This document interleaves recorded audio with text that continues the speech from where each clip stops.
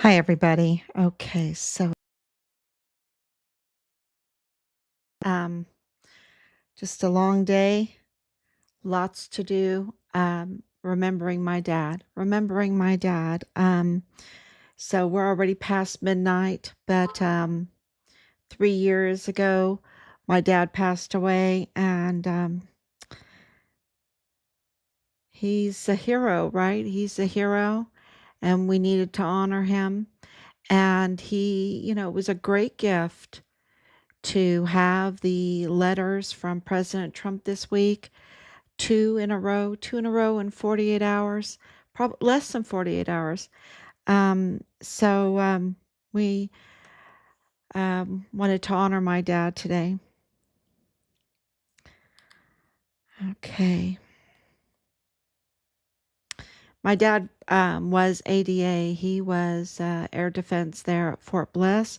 He was there at White Sands. That's why I was born on the range. He was ADA, 32nd ADCOM before it became Air Defense Missile. Well, let's see, Air Defense Missile Command. Okay, anyway, Defense Command, right?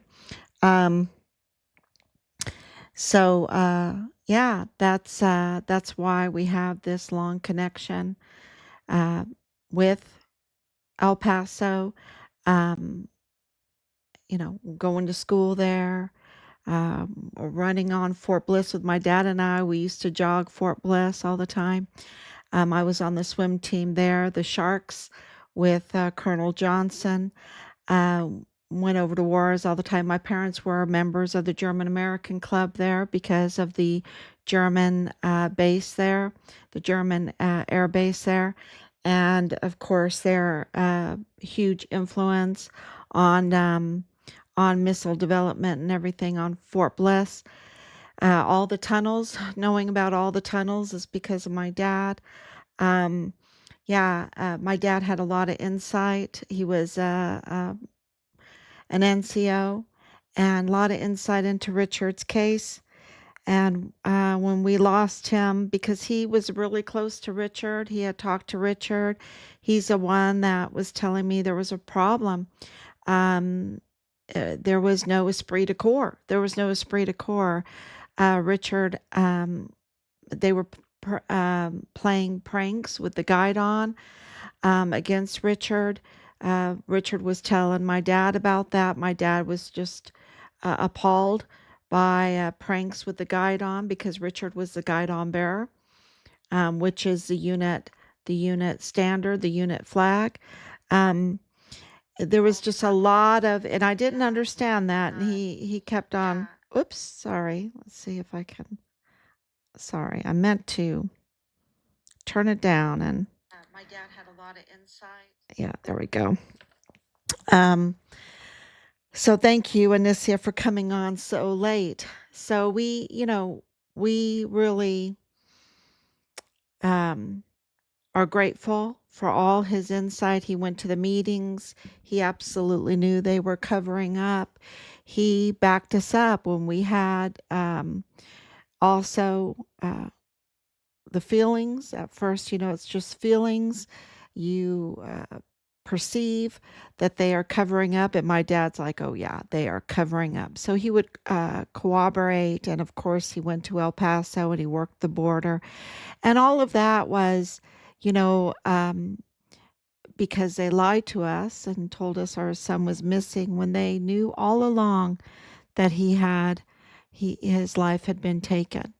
They knew all along his life had been taken, and they were covering up, and yet they lied to us and told us all kinds of things, did all kinds of things to us, and then, of course, um, told us he was missing. Remember at the beginning, he said he walked away. No, he didn't walk away. And then they designated him the very first CONUS DES-1 missing soldier under the Vanessa Guillen absent soldier flowchart, which is a real slap in the face to the memory of Vanessa Guillen, um, because they knew that Richard was not the first CONUS DES-1 missing soldier, that he had lost his life, that he had been brutally taken, like Vanessa Guillen. And I think it was, I mean, these people are so vile and vulgar. I hope they didn't mean to do it on purpose, because, yeah, if you are the Guillen family listening, then our hearts go out to you, because we need to get accountability, even for Vanessa Guillen, because the way that whole family has been treated, manipulated, um, and uh, people think it's okay um, if payment is given out, you know, if, oh, well, they got money or we got money or whatever, that makes everything okay. Um, no, no, it doesn't. It doesn't. Because what about the next soldier and the next soldier and the next service member and the next service member? And what about the community? And what about just the our national security? So there comes just the time when you have to face reality that this was absolutely cartel infiltrated, connected, organized crime involved in all of this, in conjunction with the Mexican cartel, that were allowed to grow, to fester and grow and do the most despicable things, so that now in June, I know for sure in June, it's 100 deaths. This is the legacy of the Hearts. This is the legacy of Bob Moore, who I want to talk about. This is the legacy of Beto O'Rourke. This is a legacy, 100 deaths a month, right? And it could be more. And it's a an unauthorized, unlicensed funeral home with a crematorium that has contracts with El Paso, with Fort Bliss, with the funeral homes, with mortuary operations, that dumps bodies to rot and be eaten through by rats. This is the reports that have come back from this despicable hell on earth place, by millionaires. See, their belly is never full. They have millions. They have multiple businesses in El Paso. You've probably eaten at their restaurants, at their little cafe, maybe went into their bars. They are they are multimillionaires. They have businesses in El Paso.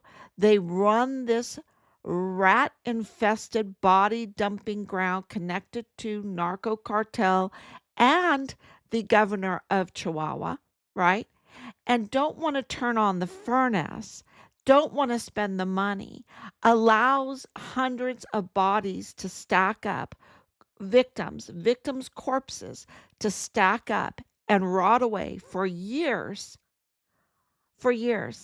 while they are, never ever full, never full of their vile and vulgar way of making their millions, and living right next to Beto O'Rourke. Okay. And, so this is, it's just so shocking. They have no moral compass at all. No, I mean, this is sacrilege against Corpus Christi. So they have no faith. They have no, they have no foundation. And that's why they're never filled. Their belly is never filled. It's just an empty pit because they have no foundation. And so the level of evil just escalates and grows, and it was allowed to grow.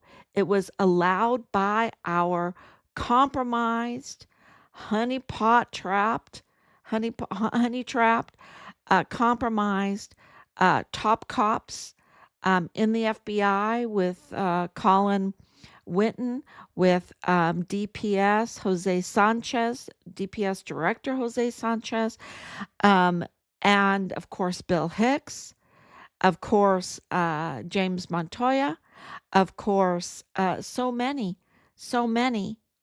It was allowed to fester and grow and hurt people and hurt people and hurt people and hurt people. And that's why there comes a time when them's, because that's how they operate. You just slap money on them and they'll compromise. You put a little sexy person in front or a young kid that is being trafficked in front of them to do the worst type of crimes against children, and they compromise, they fold because they have no moral compass, they have no foundation, and only God is a firm foundation, right? Only the Trinity, God the Father, God the Son, God the Holy Ghost, is a firm foundation. Everything else is just a sand, and it just flows through them. Their evil and their crime, and it's never filled, it's never filled. They continue, and the storm of their evil just grows, right? And this is um, why our hearts go out to the Guillen family, that just, I know that they feel like they have not gotten justice with so many other families.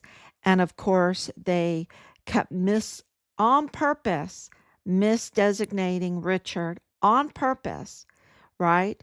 And we know that he is the Fort Bliss whistleblower soldier who was reporting on the criminal trafficking along the El Paso border and into Fort Bliss. We know that. And now President Trump knows that. And President Trump even added more about, just poured praise onto Richard, his character, because Richard did have a firm foundation. He was not compromised. He did not go along with their criminal activity, and they tried to entrap him. And that's um, there was a lot going on at the border area because of President Trump, calling that all out starting in 2017. And in 2019, because Richard was whistleblowing in alliance with President Trump's policies, Bob Moore with Manny Chavira, who is the at that time, he's the fire assistant fire chief, right? Um, Now he has been elevated to the chief of police for the El Paso ISD, which is very, very important because some of those schools are right along the border and they have tunnels. And we know now that the Delta One, who was in charge of the human trafficking going through these tunnels, has just been um, has just lost his life too, right? He just lost his life too, along with his security guards who were on the cartel payroll, but they were also um, state police, right? They were also state police. So this is very, this has gotten so out of hand with all of the infiltration, with all of the uh, corruption and the compromising.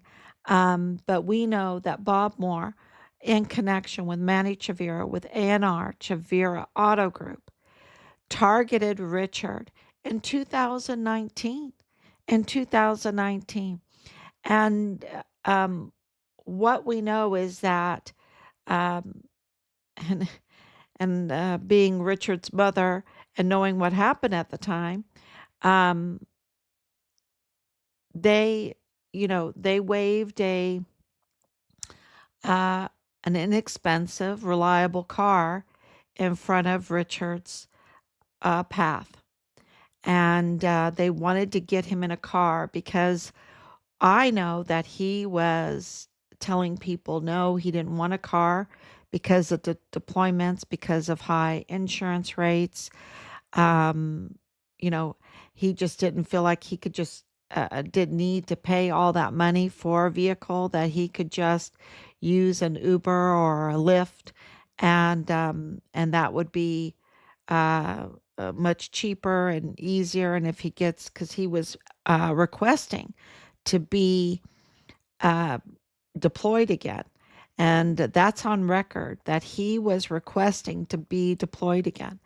And yet, he got this inexpensive vehicle that was reliable, too good to pass up. And the whole point of that, because of we know uh, Belen Rocha and Jesus Melendez, um, they wanted to entrap Richard like they entrapped Jose Sanchez, right? This honey trap. It seems like a honey trap. I mean, this woman has several vehicles. I wonder if she's in business with A&R Chavira Group, if she's friends with them. She got, or with Nadal Baim, because he's very connected to the auto sell business. Um, and she has several cars that are like 100,000, $200,000. I think one of them is close to $300,000. I mean, she's got some fancy cars there, right? Um, so she is very well connected in El Paso, and you know, uh, if you're going to honey trap somebody, you would want to honey trap the top cop, the DPS director, Jose Sanchez. You would absolutely want to trap him because of his access and information to cases. And the top case is Richard Halliday, even above the Walmart mass shooting. And I'm not just saying that because I'm Richard's mother. I'm saying that because this is what our information from law enforcement has told us, that Richard's case is huge. It's bigger than Fast and Furious. It's bigger than the Iran Contra. It's big, and it's very intertwined with the Walmart mass shooting case. And that's why, if you want information to stop the case, to know what Robert Halliday has been submitting as requests for uh, investigations by the DPS, what's going on in the case. Um, if you want to know, if you want to have access to that, because we're nonstop at filing all the crime that we have identified and documented, and that so I think Daniela, she has another name too, um, Amelia, Amelia, I think it is. Um, she is absolutely has reason to wanting to honey trap. If she's unless she's really in love with him or whatever, I don't know. But then I don't think you'd want, if you're really in love with the director of DPS, you would never want to um, compromise them by letting them frisk you in the parking lot in public. I mean, that's not what you would want to do. So this is the top cop. It looks like he's been honey trapped and compromised. And so that is, uh, that's, yeah. And if, Bob Moore is involved in all this, because Bob Moore absolutely has been involved since the beginning.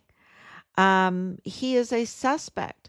The fake news, disgraceful Bob Moore of El Paso Matters is is a suspect. Okay, he's a suspect because he targeted Richard. He targeted Richard to at least try to compromise him as a whistleblower. Okay. That is very clear that he has tried his best to discredit Richard, his character.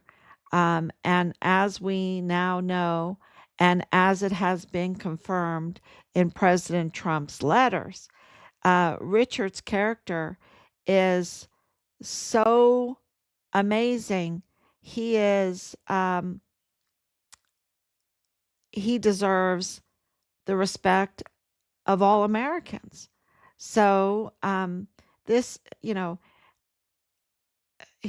I think the fake news, and there's, the stars and stripes and task and purpose, uh, they are, nothing explains their reporting along with Bob Moore and El Paso local news on Richard Halliday, the fake news of it all, the wrong um, characters, characterization of Richard, and everything that they have done to obstruct this case, other than that they have conflicts of interest, that they are either suspects or that they are tied to the suspects, or they have conflicts of interest with the suspects, or and with the cartel.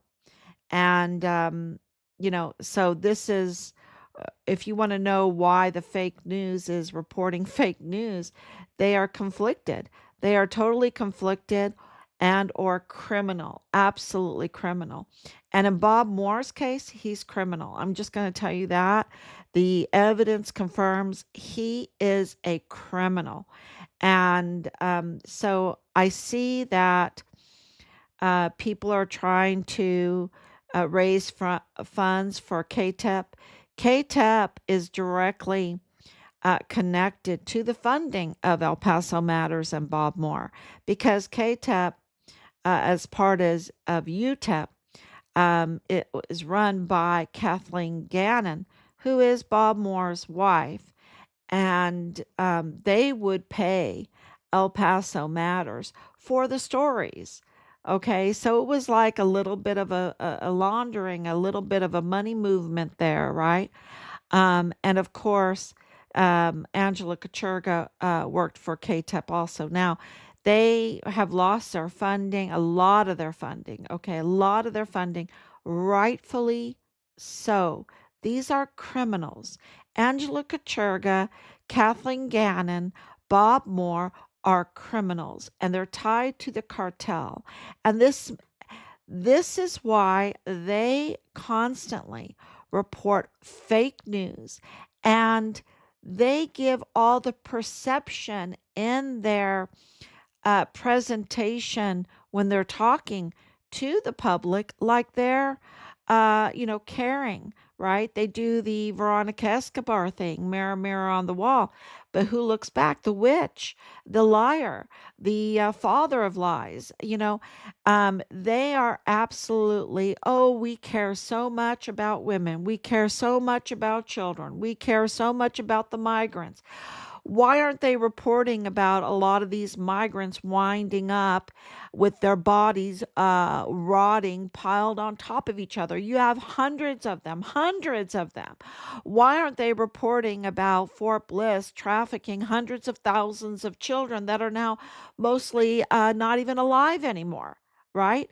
What about these women that have been trafficked? What about, they give all this perception that they care, but they don't. They are absolutely criminal. And, if you want to say they're wolves in sheep clothing or whatever, I wouldn't even say that. I would just say um, that they are fraudsters, they are deceivers, and they are um, absolute criminals. And they need to be held to the highest account, because they're also bullies, right? They're also bullies. They intimidate, they threaten, um, they impersonate, it just goes on and on about how vile and vulgar these people are. And And when President Trump calls them monsters, I think he has it right. I think he has it very, very right. And so, of course, his administration clearly has told us now on record, on national record. Anytime the president writes a letter, it becomes national record. And so this is, for the records, uh, that he is dedicated to going through this bureaucracy that has been infiltrated by these criminal cartel tied organized crime within our country that have absolutely exploited our our mercies, our blessings, our graces, our hospitality, our respect for the institutions. They've exploited that. They've taken advantage of that. And they continue to lie to us, these bureaucratic nightmares. And he is working his way through there. And part of that is to defund them. Okay, so and I see some comments where they don't understand how NPR and PBS can be defunded, and it is a little confusing, because we have this trust and we think that they have good intentions, but going through 5 years of investigative action day in and day out, I can tell you right now that evidence confirms that they are just totally up to no good. And they cannot be allowed to get any kind of funding that we have because they will use it for evil. They will use it for evil and to harm. And they like to war. They like war. They like evil. They like people losing their lives.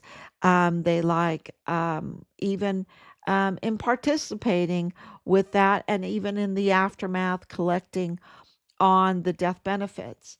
Um, i- they're just the most despicable. Um, it's it's hard to describe to people because it's so unbelievable. But evidence confirms it.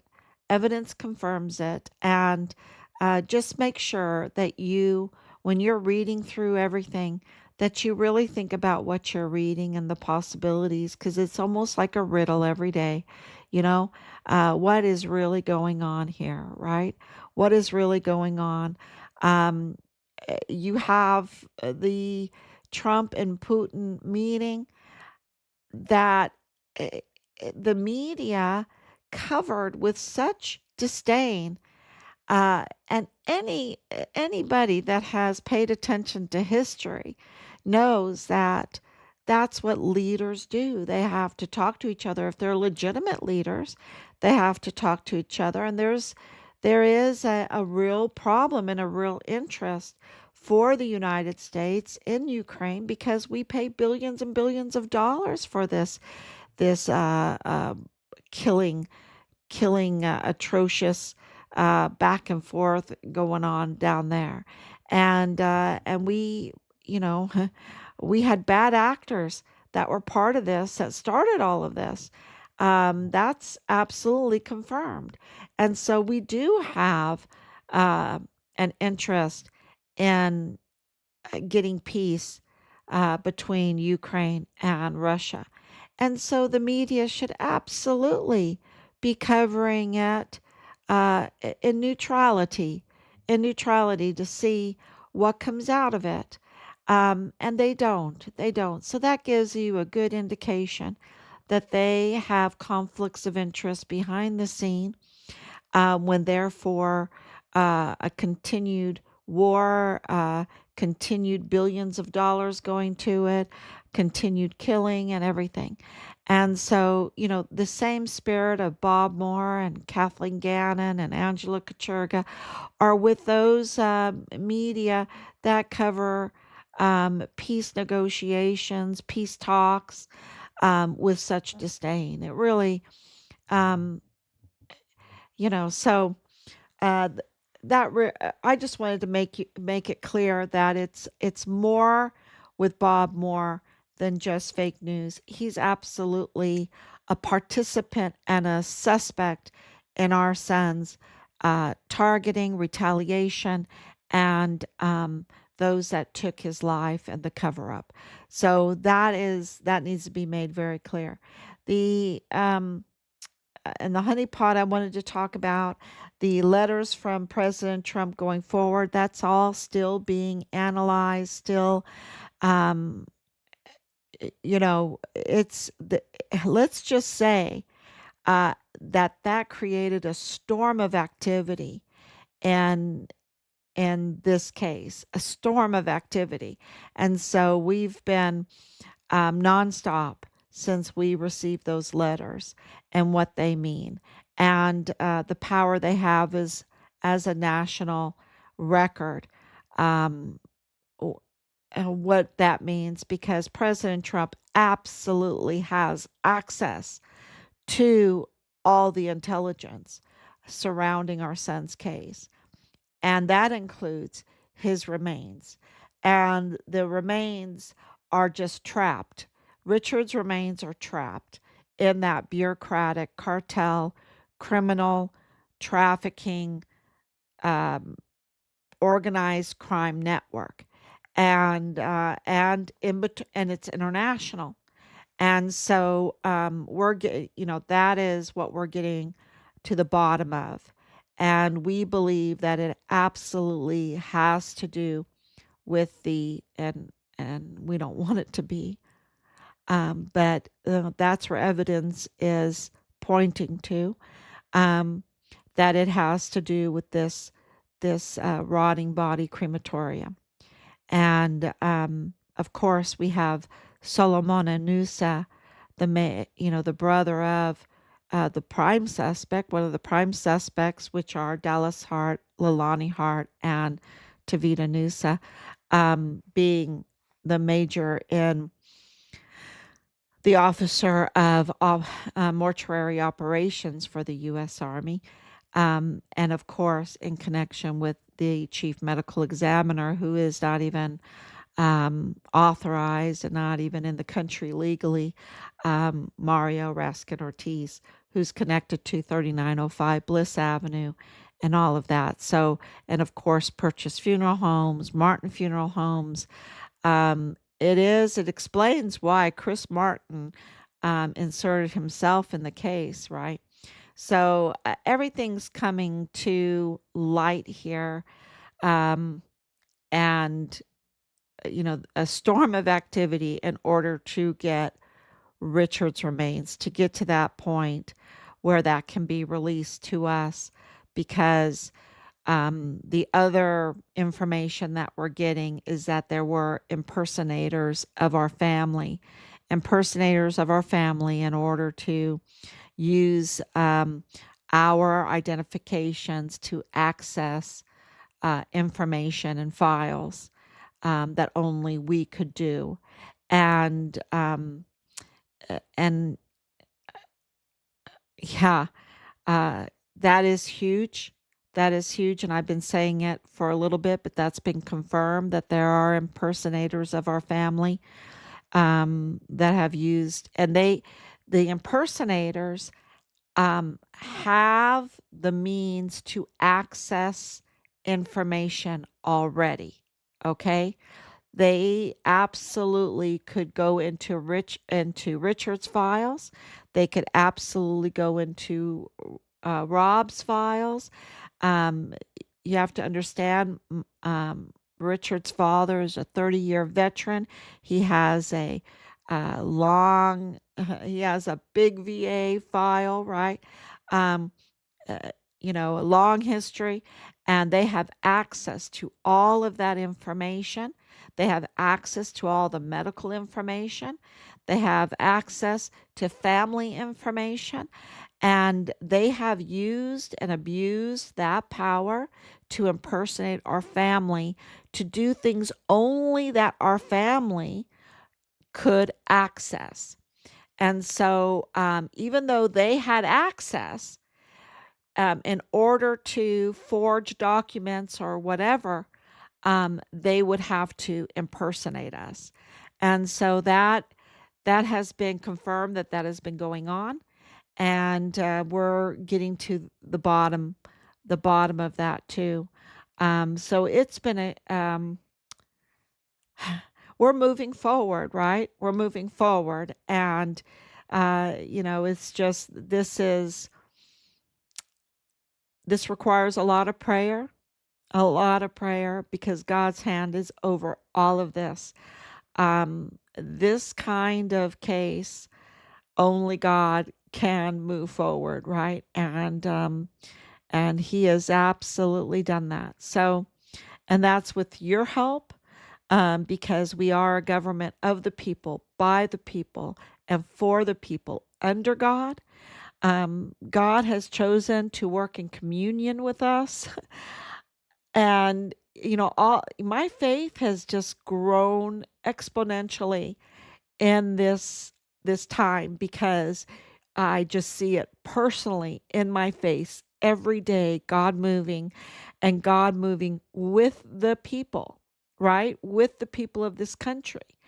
Um, and so please don't stop watching, sharing, um, praying for us and this case, that will also help overflow into helping so many other cases, and also our national security, um, future service members, the prosperity of our country, to bring back law and order, which President Trump made very clear in his letters to us that he is dedicated and will never stop at bringing law and order back to the United States.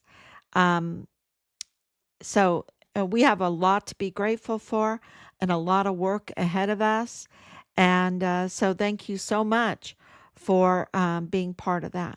God bless you. And I will be